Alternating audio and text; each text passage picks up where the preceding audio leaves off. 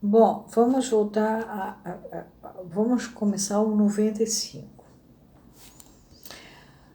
A gente tinha acabado de falar do período que a Dora, do tempo de compreender que a Dora precisou de 15 meses. A gente tinha acabado de falar da questão da análise das resistências, que o Freud era um usuário ainda. Aí ele fala, ele continua falando para os analistas em Roma a respeito da circunstância que a IPA se encontra.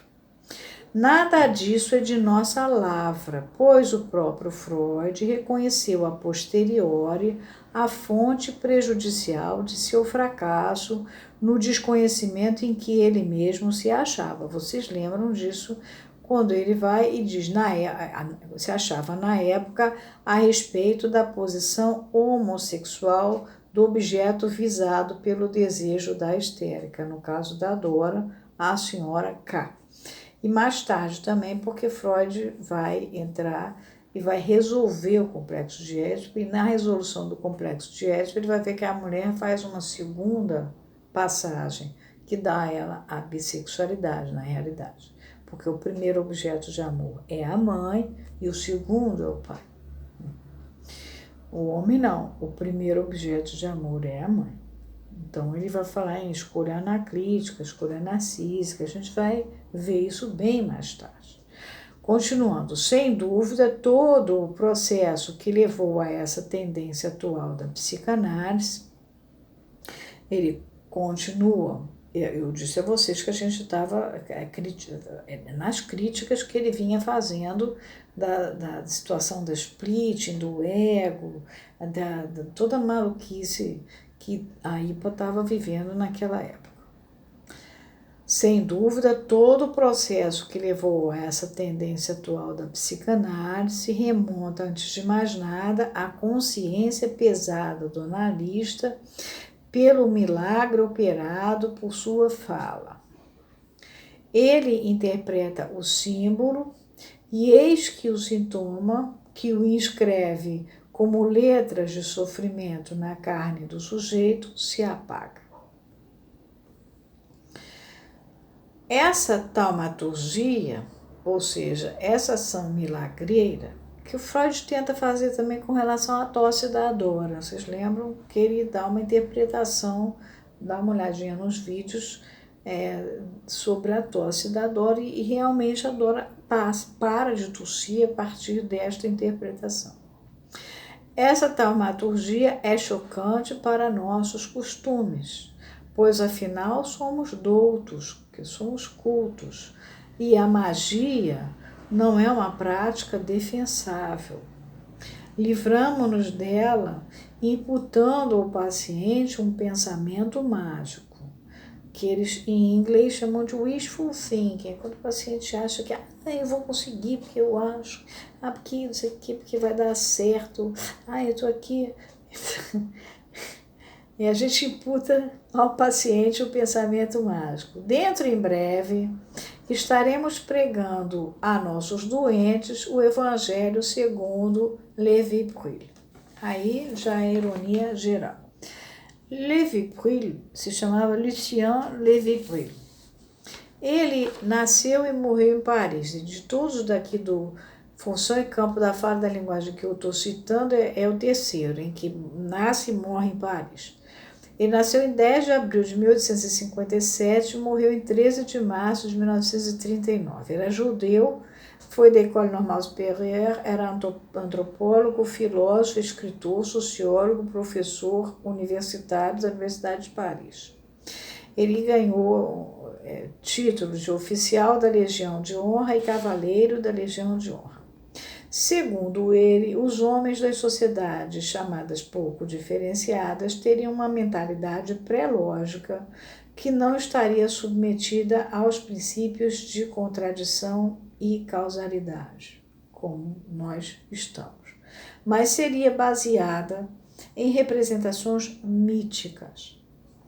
Grande, segundo a Wikipédia, ele deu grande contribuição por ter permitido uma compreensão dos fatores irracionais no pensamento e nas religiões primitivas.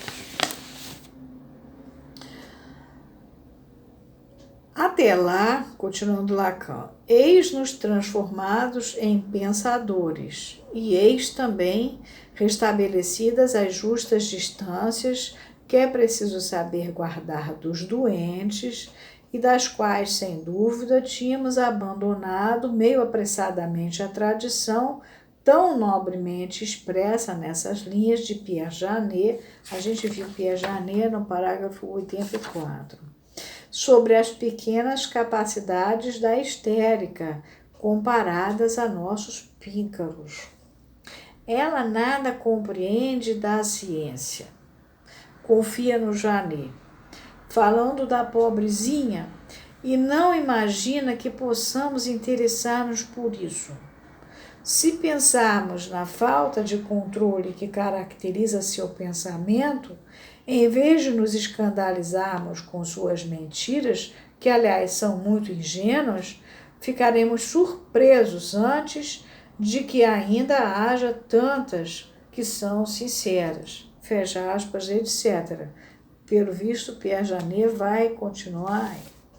Imaginem isso para Lacan, que é um homem que, afinal, trabalhou com a questão do discurso da histérica no seminário 17, mostra exatamente que é o mesmo discurso que o da ciência e assim por diante. Ou o próprio caso Dora, vocês veem como a Dora, o Freud diz que ela sabia muito bem as coisas, ela dominava os termos técnicos até da circunstância sexual com a qual eles estavam lidando na conversa. Que tanta ingenuidade é essa? Essas linhas, por representarem o sentimento a que voltaram muitos dos analistas de hoje é 1953, que condescendem em falar sua linguagem com o doente, sua linguagem do Janet. Podem servir-nos para compreender o que se passou nesse meio tempo, pois, se Freud tivesse sido capaz de assinalá-las, agora vem uma pergunta: como poderia ter ouvido, da maneira como ouviu, a verdade incluída nas historietas de suas primeiras doentes, aquelas histéricas, ou decifrado um delírio obscuro como o de Schreber, a ponto de ampliá-lo proporcionalmente ao homem eternamente acorrentado a seus símbolos? Ser a nossa razão tão frágil a ponto de não se reconhecer em pé de igualdade na meditação do discurso erudito e na troca primeira do objeto simbólico e de não encontrar neles a medida idêntica de seu ardil original? Acaso será preciso lembrar o parâmetro de pensamento, entre aspas, aos praticantes de uma experiência que mais aproxima sua ocupação de um erotismo intestino que de um equivalente da ação? Porque era o tal de seio bom, seio mal, e tereré, bom, o negócio ficou uma coisa muito regressiva.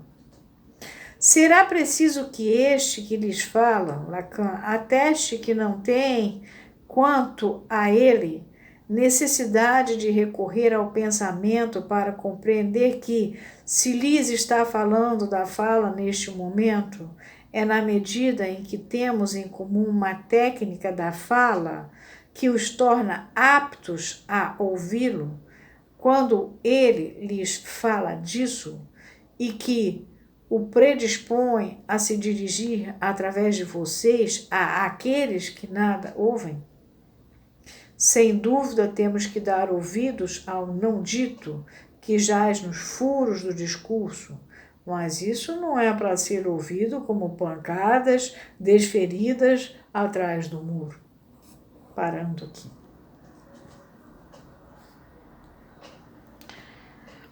Olha, gente, eu vou seguindo. Isso aqui, por que eu tive que parar e ver caso clínico?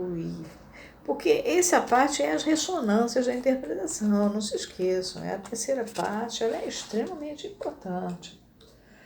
As ressonâncias da interpretação e o tempo do sujeito na técnica psicanalítica. Por isso foi necessário tantas paradinhas e dar olhadinhas para cá e para lá.